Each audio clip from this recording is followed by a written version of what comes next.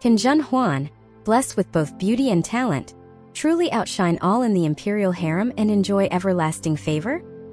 Early in the morning, I woke to find it had started raining. At first it was a gentle drizzle, like cow hair, but then it grew heavier, eventually becoming a torrential downpour, roaring like pillars of water. Countless streams of water rushed down from the roof tiles along the eaves, clashing against the iron ornaments at the edge, ringing loudly. The fresh scent of grass and trees in the world was washed over by the moisture, spreading a clear, cold fragrance.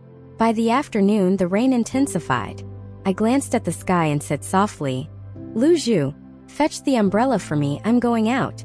Lu Zhu looked surprised and said, "Miss, we can't go anywhere in such heavy rain." Jing Qing came over to persuade, "Young mistress, why venture out in such heavy rain? It'll only make things worse." Jin Shi also advised, "It might be better to wait until the rain lessens before going out." I simply said, "I'll be back soon," ignoring their advice. Lu Zhu, feeling helpless as always with my stubbornness, said, "Our miss has always been this way, determined in her decisions." She then carefully took a large umbrella and assisted me outside. Walking to the swing, there was no one around. In the sparse shadows of the apricot flowers, only the sound of rain hitting the ground could be heard. I looked down at my rain-soaked embroidered shoes and the hem of my dress, sighed softly, and realized he hadn't come. It was funny to think about it. The noble prince wouldn't leave the comfort of his mansion in such weather to appreciate the rain and recite poetry in the palace. Perhaps his invitation yesterday was just a jest, taken seriously only by me. Or maybe he genuinely wished to enjoy the music scores together, but was hindered by the weather. Lost in these thoughts, he still hadn't arrived. The chill in the rain was getting to me when Lu Zhu whispered, "Miss, perhaps we should return." I remained silent, staring at the intricate curtain of rain before me. Lu Zhu dared not speak further. I glanced sideways to see her shoulder drenched by the rain, her body slightly shivering, and a sense of compassion arose within me. "You've had a hard time. Let's go back," I said. Lu Zhu quickly agreed, "Yes," and helped me back. Jin Shi, seeing us return, quickly brewed a strong ginger tea for us to drink. I then asked Lu Zhu to change her clothes immediately. With the rain continuing into the night and nothing to do, I sat in the warm pavilion playing the zither. I was playing rain pattering, but as I listened to the splashing rain outside the window, I became distracted and my playing slowed. Huan brought in fresh fruits and asked, "Miss, are you playing the high mountains?" I came back to my senses and said, "Have you become hard of hearing since entering the palace? This is rain pattering." Huan was surprised and said, "Miss, are you sure this is rain pattering?" Startled, I wondered how the tune I had been playing absent-mindedly turned out to be the high mountains without my realizing. I called Lu Zhu and asked, "What did you think of the piece I just played?"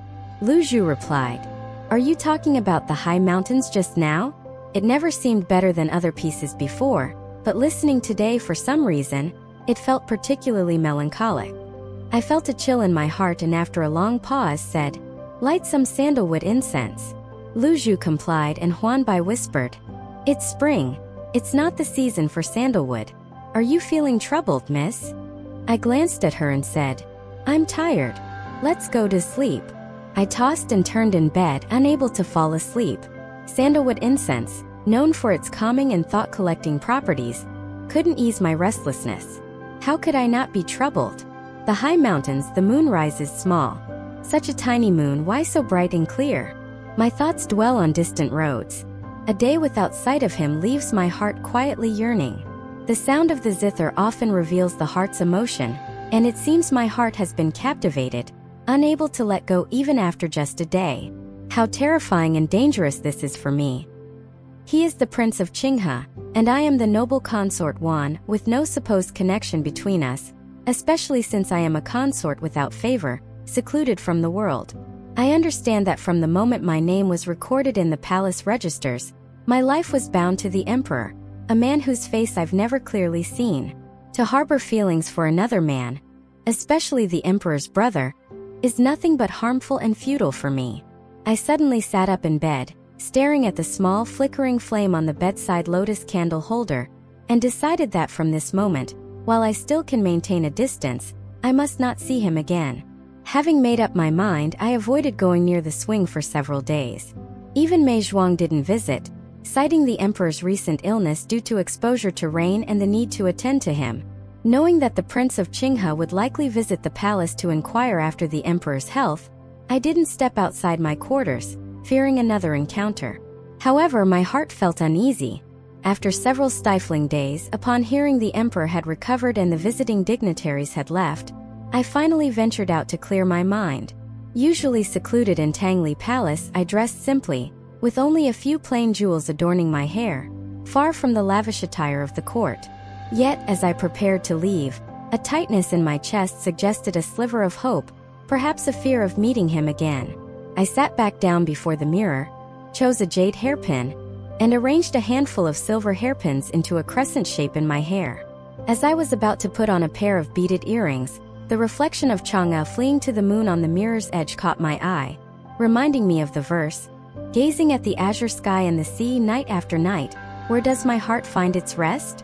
This sudden chill slowed my hand, and the earrings dropped, idly spinning on the dresser, reflecting a soft luster. I felt a profound sense of emptiness, realizing how foolish it was to adorn myself in this manner, given the saying, "Women dress for the ones they cherish." Yet he was the last person I should consider in this way. Zhen Huan, oh Zhen Huan, you've always prided yourself on your wit, yet how could you not see through this? I asked myself, feeling even more distressed. I understood the situation, but why couldn't I control my feelings? What's wrong with me, behaving so out of character over a man just briefly encountered and beyond reach? The more I thought about it, the more anxious I became, eventually leaving my room in utter boredom, with Lu Zhu following to attend to me. After the spring rain, the flowers and leaves seemed even more lush, bursting into bloom overnight. The apricot tree, instead of withering after the heavy rain, bloomed even more brilliantly, as if capturing the morning light and rosy clouds. But the scenery remained, while the person from that day was nowhere to be seen. Feeling somber, Lu Zhu noticed my discomfort and suggested, "Let me push you on the swing, Mississippi. It might help to loosen up a bit." Perhaps Lu Zhu was distracted, for her pushes were gentle, barely moving the swing. Suddenly, a woman's sharp reprimand came from behind. "Who is that on the swing? Don't you see, lady, you hear? Come over this instant." Follow us to avoid getting lost and enjoy endless exciting stories. For more content, please go to the Story Wall homepage to view more exciting novels.